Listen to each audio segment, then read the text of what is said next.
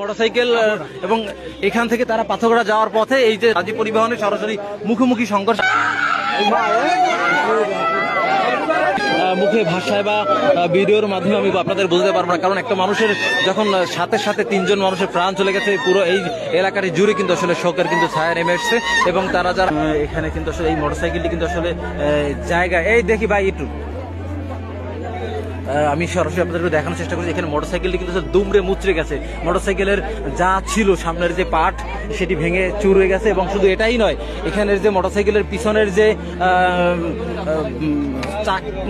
চাকার যে স্টিলের যে পাত থাকে সেই পাত ভেঙে মুচড়ে পড়ে রয়েছে। আমরা এখানে একটা পাত অংশ রয়েছে, পিছনে রয়েছে, এখানে পুরো ভেঙে গেছে, শুধু টায়ারটা কিন্তু খালি রয়েছে।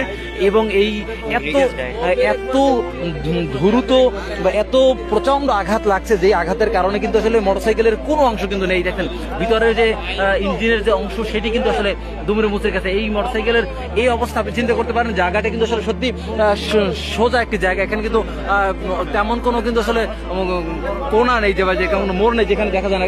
এখানে কিন্তু সরাসরি সোজা একটি জায়গা। এবং এই পাশে কিন্তু রয়েছে মঠবাড়িয়া এবং এই পাশে রয়েছে যে পাথরঘাটা। এবং এখানে কিন্তু আপনাদের দেখাই যদি একটু, এটা কিন্তু আসলে ওইরকম কোনো যে করোনা যে করোনার কারণে আসলে দেখা যায় না এরকম কিন্তু বিষয়টি নয়। তারপরেও কিন্তু রাজ্য পরিবহনের যে দ্রুত চালানোর কারণে দ্রুত যে